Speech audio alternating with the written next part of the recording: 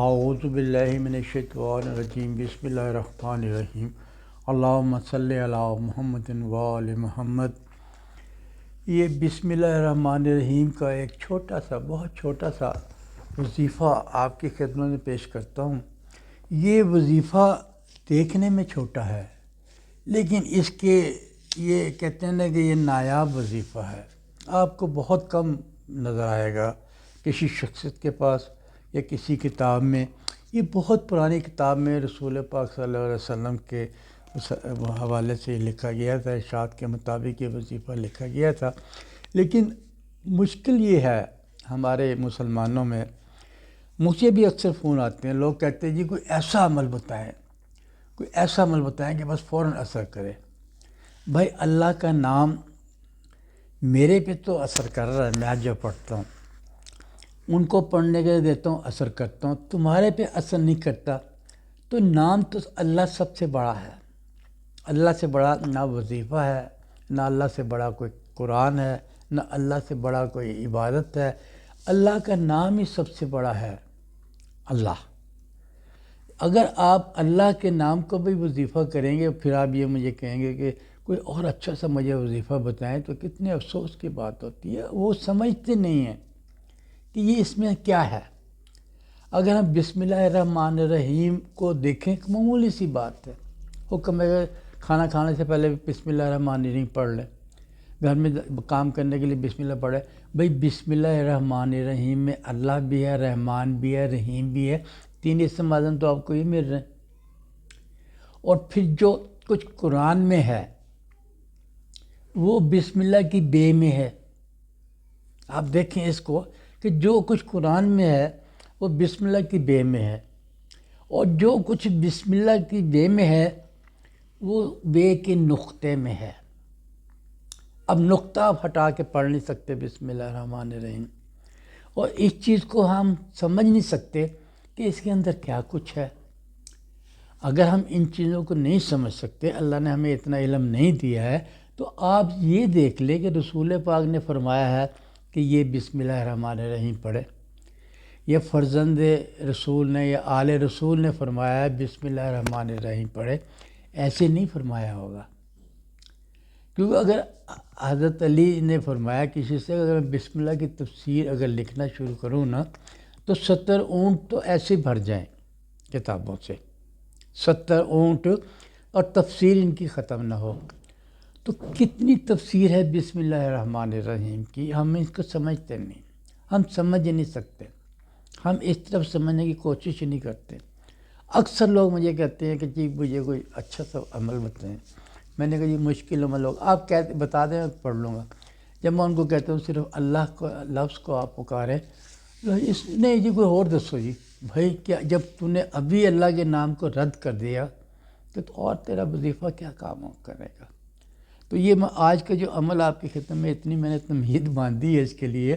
میں صرف یہ بتانا چاہتا ہوں کہ بسم اللہ الرحمن الرحیم کو آپ معمولی نہ سمجھیں۔ آپ اس کو اگر سارے دن بھی پڑھتے رہیں، اس کے اثرات جو آپ کے اوپر پڑیں گے وہ آپ سوچ نہیں سکتے۔ تو یہ جو وظیفہ یہ رسول پاک نے فرمایا، اللہم صلی علی محمد وآل محمد نے، یہ فرماتے ہیں کہ فجر کی مطلب کہ اذان سے پہلے یہ عمل کرنا ہے، اور آپ عمل یہ 40 دن کریں گے تو اس کے اثرات آپ دیکھیں۔ پیسے کی کمی ہے وہ آپ کی دور ہو جائے گی، رزق میں کمی ہے وہ آپ کی دور ہو جائے گی، دنیا میں مشکلات ہے وہ آپ کی دور ہو جائے گی، اور اگر آپ کا کاروبار بند ہے وہ چلنا شروع ہو جائے گا، اگر آپ کو جاب نہیں مل رہی جاب ملنی شروع ہو جائے گی، اگر گھر میں کوئی پریشانی ہے وہ دور ہو جائے گی، مقدمے میں کامیابی بھی ہو جائے گی۔ یعنی میں اس کے بارے میں کتنا کچھ بتاؤں گا، میں 10 صفحے بھر دوں شاید آپ کو یہ سمجھنا ہے کہ یہ وظیفہ رسول پاک صلی اللہ علیہ وسلم فرما رہے ہیں، اور ان کا فرمانا ہی بہت ہے۔ بہت سے اسم اعظم انہوں نے فرمایا ہے، خود بھی پڑھتے ہیں، یا کیوں جب بھی مشکل ہوتی تھی وہ پڑھتے تھے۔ آپ فرماتے ہیں کہ جب یہ پڑھ لیں نا اس کو، تو پڑھنے کے بعد اس کو حضرت رسول خدا صلی اللہ علیہ وسلم کو یہ ہدیہ بھی کر دیا کریں۔ اور اس کا طریقہ یہ ہے کہ آپ نے اس کو نا اپنا اول آخر آپ نے 100 دفعہ اس کو پڑھنا، درود پاک کو، اور درود پاک کے بعد پڑھنا آپ نے 1100 بار پڑھنا بسم اللہ الرحمن الرحیم، اور اس کو مطلب کہ آپ نے کمی بیشی کے ساتھ نہیں پڑھنا، اس کو آپ نے ایک مخصوص تصویر بنا لیں یا کچھ دانے رکھ لیں، اس کی کمی بیشی نہیں ہونی چاہیے، پوری ہونی چاہیے۔ تو آپ نے اس کو 1100 بار اس کو آپ نے پڑھنا ہے، 1 گھنٹہ لگ جائے گا آپ کا۔ اس کی فضیلت بہت زیادہ ہے، آزمائی بھی ہے اور اس کو مطلب سنا ہوا بھی ہے۔ اس کو آپ پڑھ لیں اور اس کو آپ نے 40 دن پڑھنا ہے، اور اس کے بعد جو آپ کے اوپر 40 دن کے بعد اس کے اثرات ظاہر ہوں گے،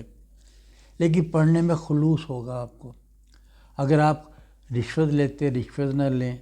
اگر آپ گالی منہ سے نکالتے گالی نہ نکالیں۔ آپ یہ وظیفہ کبھی کر کے دیکھ لیں،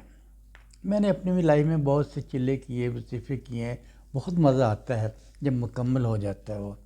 کیا کچھ ملتا ہے یہ اللہ ہی جانتا ہے اور بندہ ہی جانتا ہے۔ تو اس کے لیے آپ کی ہر پریشانی، آپ کی ہر مشکل مطلب کہ دور ہو جائے گی۔ یہ آپ کسی بھی دن سے اس کو سٹارٹ کر لیں، جب 40 دن اس کے پورے ہو جائیں گے تو عام روٹین میں اس کو 110 دفعہ پڑھ لیا کریں،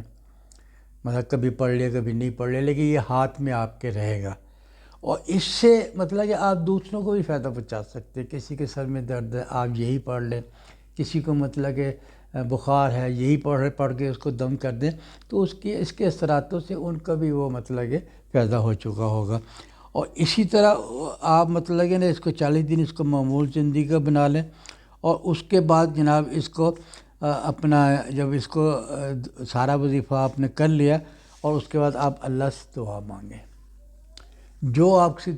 اگر آپ مطلب کہ دعا کی طرف کرنا چاہتے ہیں کہ میری یہ مشکلوں دور کریں، لیکن ایسا ایسا آپ دیکھیں گے آپ کی مشکلات تو سب دور ہوگی، لیکن کچھ ایسی مشکلات ہیں جس کی وجہ سے آپ بہت پریشان رہتے ہیں، ان کی وجہ سے آپ یہ کرنا چاہ رہے ہیں، تو آپ اس کو کر لیں گے۔ لیکن اس کو یہ ہے کہ آپ اس کو 40 دن کرنے کے بعد اس کو 110 مرتبہ روٹین میں اس کو پڑھتے رہا کریں گے، اور لیکن پاکیزگی میں پڑھیں، باوضو ہو کے پڑھیں۔ اور اس کے لیے یہ بھی ہے کہ آپ نے 2 رکعت نماز حاجت پڑھنی ہے، پہلے دن ہی پڑھ لیں، اب 2 رکعت حاجت پڑھنی ہے، اور اس کا ثواب جو ہے نا، اور درود پاک کا ثواب آپ نے رسول پاک کو دینا ہے۔ رسول پاک کا مطلب کہ آپ ایک تصویر پڑھتے ہیں درود پاک کی، اور اس کو مطلب کہ اس کا ثواب رسول پاک کو ہدیہ کر دیں، اور اس کے بعد جب بسم اللہ الرحمن الرحیم 1100 بار پڑھتے ہیں، اس کا تصویر کا آپ کہیں گے اس کا ہدیہ جناب میں امام موسیٰ کاظم علیہ السلام فرزند رسول خدا کو پیش کرتا ہوں۔ بس آپ کا یہ کام ہے، آپ کی زندگی، آپ کی مطلب کہ خوشیاں آپ کی قدم چومیں گی، زندگی میں آپ کی مشکلات دور ہو جائے گی۔ آپ کہتے ہیں نا کہ میرے پاس رزق نہیں آتا، رزق کی کمی بھی نہیں رہے گی آپ کے اوپر، لیکن شرط اللہ نے ساتھ ساتھ شرطیں بھی رکھی ہیں نا، ہم جھوٹ نہ بولیں، ہیرا پھیری نہ کریں، منہ سے گالی نہ دیں، اللہ کے نماز کی پابندی کریں، قرآن، ہم یہ سب چیزیں نہیں کرتے، اور پھر کہتے جی میں نے تو وظیفہ کیا، میرے کام نہیں آیا۔ اگر آپ اللہ کے احکام کی پابندی کریں اور اس وظیفے کو کریں، پھر آپ مجھ سے گلہ کریں کہ آپ نے مجھے بتایا تھا، کہ میرے معصوم ایک چیز مجھے بتائیں اور وہ اثر نہ کرے، یہ تو ہو ہی نہیں سکتا۔ وہ مسلمان ہی نہیں ہے جو رسول کی بات پہ یقین کرے، کہ رسول پاک یہ چیز فرما رہے ہیں، اللہم صلی علی محمد و آل محمد، اور ہمارے لیے فرما رہے ہیں، مشکلوں کو دور فرما رہے ہیں، اپنے مومنوں کے لیے فرما رہے ہیں، اور وہ اثر نہ کرے، تو اس کا قصور وظیفے کا نہیں ہے، اس کا قصور ہمارے دلوں میں ہے۔ دلوں کو پاک رکھیں، قدورتیں نکالیں، خلوص سے اللہ کی عبادت کریں، پھر آپ دیکھیں آپ پہ اثر ہو۔